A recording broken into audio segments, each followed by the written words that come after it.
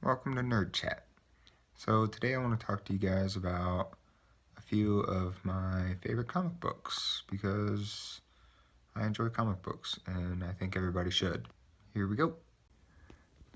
So first off, I want to start with the very first comic book that I ever bought. As you can see, it is The Flash.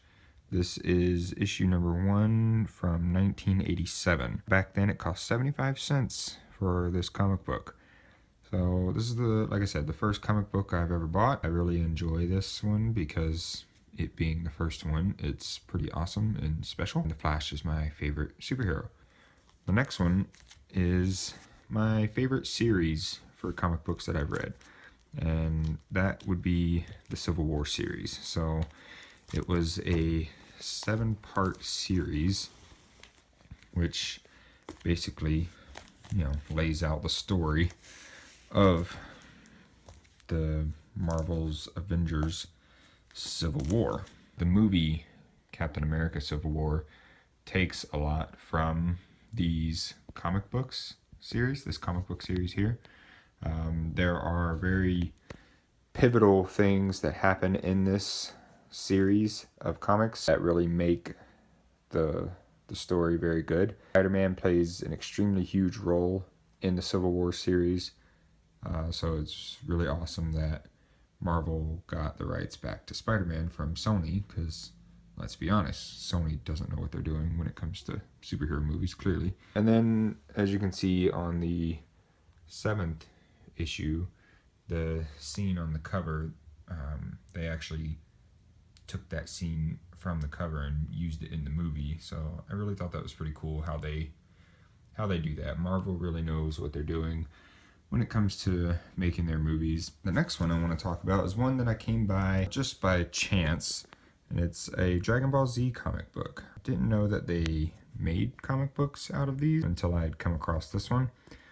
So this is kind of a cool cover. It's the only one I have. I haven't been able to find any more, but it's part 4 out of 7, I believe. See, supposedly that's Yamcha, I guess because it says his name on the side there, and there's Poir, and then you got Master Roshi and Oolong behind him, and then Bulma, Gohan, and Krillin in this one there. So I thought that one was pretty cool. I hope to find the rest of them someday to complete that set. That would be pretty cool. So the next one I want to talk about is this Doctor Strange comic book here. This is my oldest comic book. This one is the one that has been around the longest. So this is issue 171 from August of 1968, I believe. And as you can see back then, in 1968, comics only cost a whopping 12 cents. Comics sure have changed in that time. So the next one I want to talk about is the comic book with my favorite cover. So this comes from the DC Comics New 52 series. They started that a few years ago, and this is the Darkside Comics. So the cover of this one is really cool. It's kind of hard to tell through the camera. The camera doesn't really pick up the 3D, but this one is actually 3D, and it just looks really cool. So of course the camera can't pick that up, but yeah, there it is. So it still looks cool even though you can't see the 3D. Next one I want to talk about is this one here. So I got this one at a comic book store here in town where I live now called Barry's. This is the first Deadpool comic book. So this is, you can see there, issue number 1 in August. This one cost $2.50 then. I believe I paid $50 for this comic book because it is Deadpool's first solo adventure. So, and then I had it framed at Hobby Lobby. They did an amazing job framing this, and I really like that. So I need to frame more of them. The last comic book I want to talk about is the most expensive comic book in my collection, and one that I definitely need to get framed.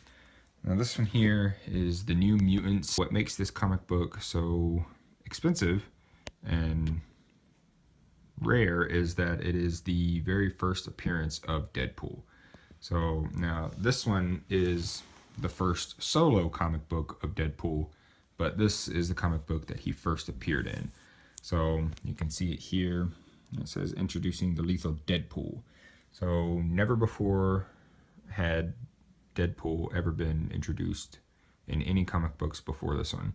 This comic book cost me $250, so it's pretty expensive one. It's the most expensive one I've ever bought, but it is the coolest one I have by far.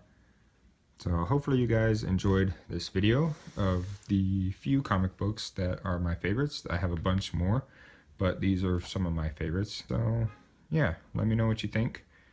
I'll talk to you guys later.